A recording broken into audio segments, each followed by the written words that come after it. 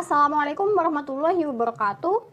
Kami dari kelompok 4 akan mempresentasikan sejarah berdirinya koperasi di beberapa negara di dunia, antara lain Korea, India, dan Thailand.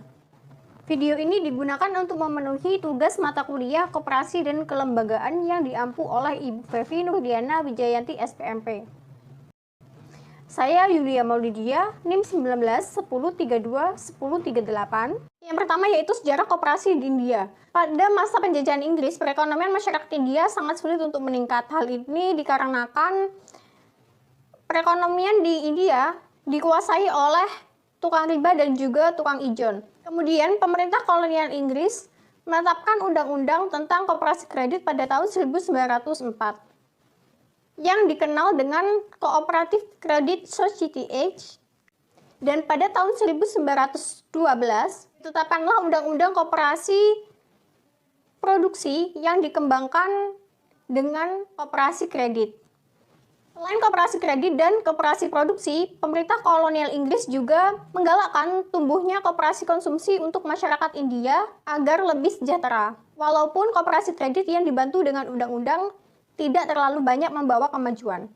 Beberapa penyebab kegagalan pemerintah kolonial Inggris dalam menumbuh kembangkan koperasi kredit antara lain, yang pertama, pada tahun 1929 hingga tahun 1933 telah terjadi krisis perekonomian dunia. Yang kedua, terjadinya pasar gelap. Yang ketiga, banyaknya anggota koperasi kredit yang berasal dari elit ekonomi desa. Yang keempat, yaitu pemimpin koperasi yang masih dihinggapi paternalisme dan feodalisme.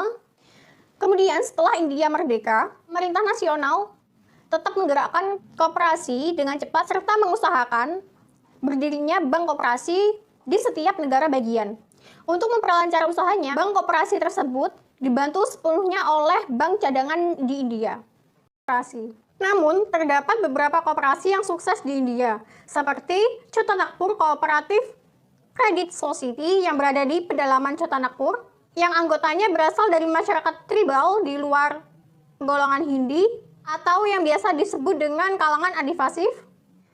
Pada tahun 1979, koperasi ini telah melayani sekitar 360.000 anggota masyarakat dengan modal yang dipinjamkan sebesar 1,7 miliar yang berasal dari iuran dan simpanan sukarela dari para anggotanya.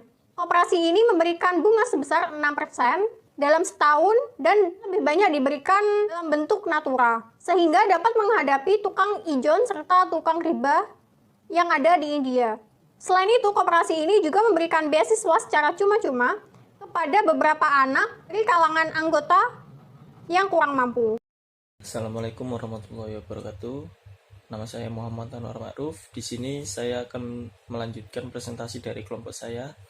Yang pertama, sejarah koperasi di Thailand, yaitu pembentukan departemen pada tahun 1915. Mengawali kelahiran koperasi pertama di Thailand, Departemen Promosi Koperasi di Thailand memiliki visi untuk mempromosikan dan mengembangkan kelompok promosi dan kelompok petani menuju ketahanan dan kemandirian. Selanjutnya, di bawah koordinasi Kementerian Keuangan secara formal, Kementerian Koperasi berdiri tahun 1952.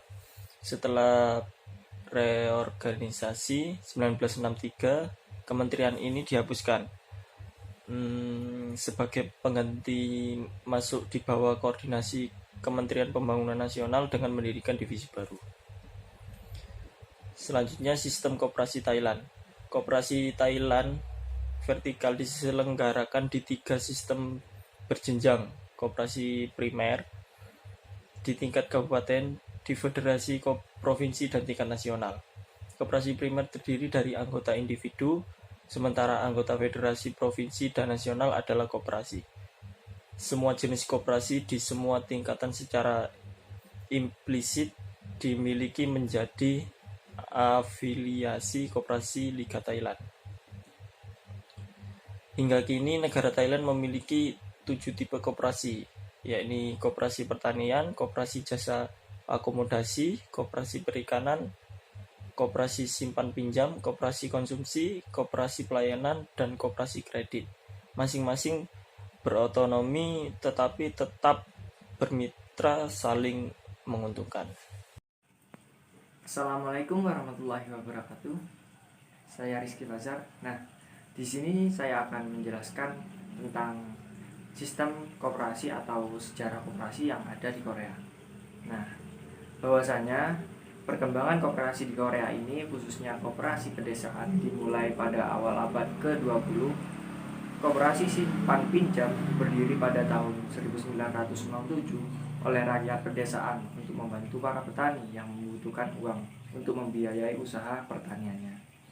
Nah, koperasi kerajinan, industri kecil, dan koperasi pertanian mulai terorganisir pada tahun 1936 yang terutama untuk mengusahakan pembelian kebutuhan bersama serta mengelola kegiatan usaha. Kepada kedua organisasi, koperasi ini diberikan perlindungan dan pengawasan oleh pemerintah.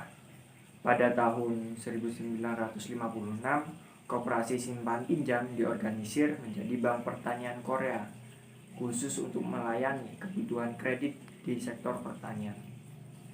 Nah, sebagai bagian dari pertumbuhan gerakan koperasi modern di daerah pedesaan ini, pada tahun 1957 ini dibangun koperasi pertanian lain, sehingga terdapat dua koperasi pertanian di pedesaan ini untuk melayani petani di bidang kebutuhan kredit, yaitu Bank Pertanian Korea dan Koperasi Pertanian.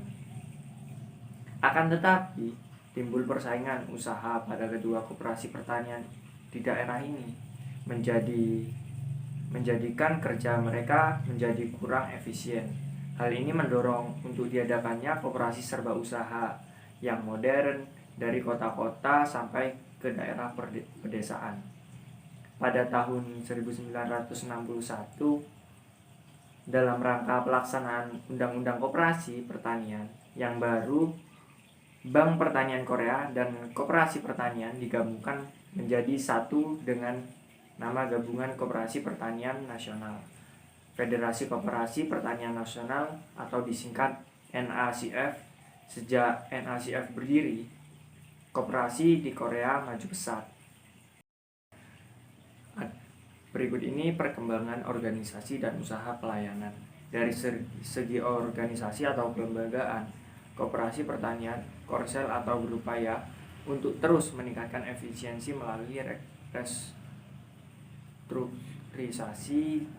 Jika pada awal pembentukannya terdapat 21.239 koperasi primer dengan anggota rata-rata 105 orang pada tahun 1968 diciutkan melalui merger menjadi 16.089 koperasi dengan anggota rata-rata 139 orang, sedangkan pada tingkat sekunder township level dari 2 koperasi menjadi 72 koperasi.